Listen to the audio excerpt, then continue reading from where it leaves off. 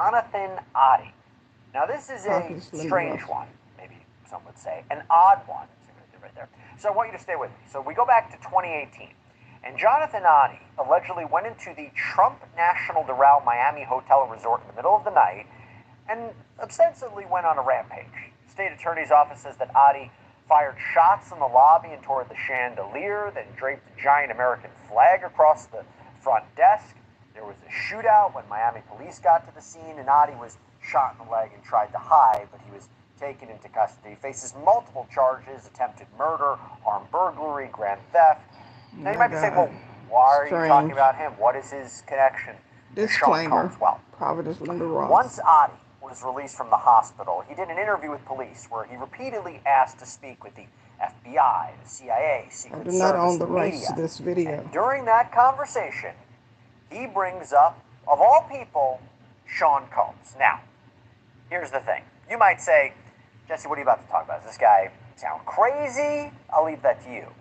But what he ends up saying back in 2018 is kind of eerie, thinking about what the allegations are right now. And for that, I want to talk about some specifics. And I want to bring in retired NYPD detective Tom Smith to talk more about this. Tom, thanks so much for coming on. We haven't had a chance to talk about the Sean Diddy Combs arrest, the indictment. I'll first ask you about the arrest. Into this.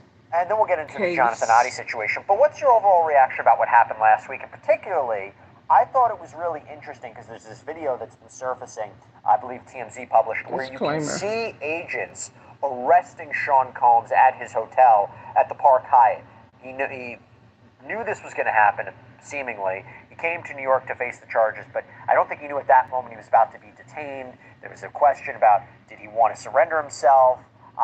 But they detained him in the hotel lobby. What did you make of that? Well, that's how it's done. You have indictments, you have an investigation and indictment. And let me tell you something about the Southern District of New York in the U.S. Attorney's Office. They are the most powerful, strongest U.S. Attorney's Office in the country.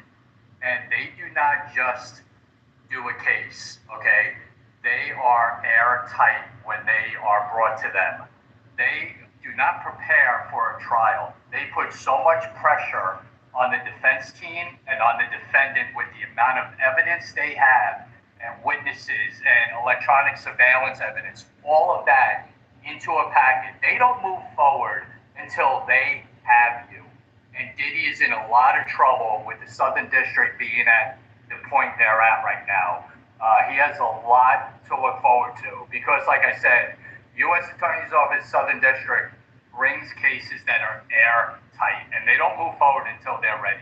Hey, by the way, we really appreciate you guys coming to us for our Sean Combs coverage. We plan to continue to bring you updates on this story. And look, the reason we're able to do this is because not only of the support that we get from you guys, Linda but Ross. also from our sponsors. And if I can, I want to call out one right now, Upside. So this is so cool. Upside is a free app that helps you get cash back on daily essentials like gas and groceries. Real cash back. Money that appears in your Upside app that you can transfer straight into your bank account. Just the other day, I used Upside to find a gas station. I claimed an offer. I pay with my credit card at the pump, follow the steps on the app to get cash back. And you can use Upside at all different kinds of places, including restaurants, convenience stores. So to find out how much you could earn, click the link in the description to download Upside or scan the QR code on screen and use our promo code SIDEBAR and you'll get an extra 25 cents back on every gallon on your first tank of gas. I hope you can check it out.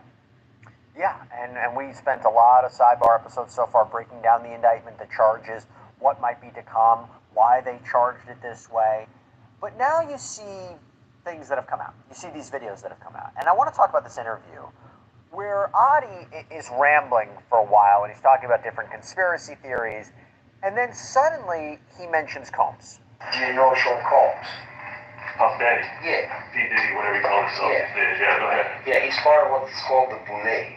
The Boule is a branch of the Illuminati. Okay. It's the black.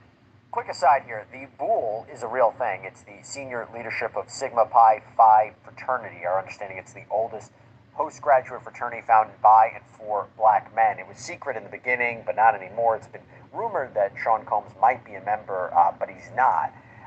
Tom, first let's start there.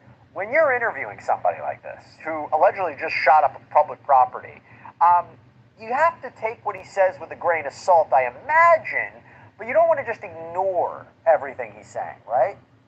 No, not at all. And you know what? I was always taught when you're doing an interview like that, you do more listening than you do talking.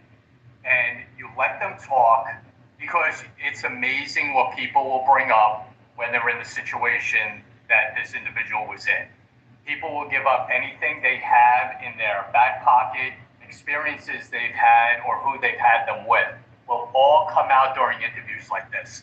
And you have to kind of break it into categories of believable, 50%, 25%, and 25%. You know, you have to break up what you're listening to, but you don't stop listening and you take notes, and there's a way to kind of go about doing it in not getting him off track. If he starts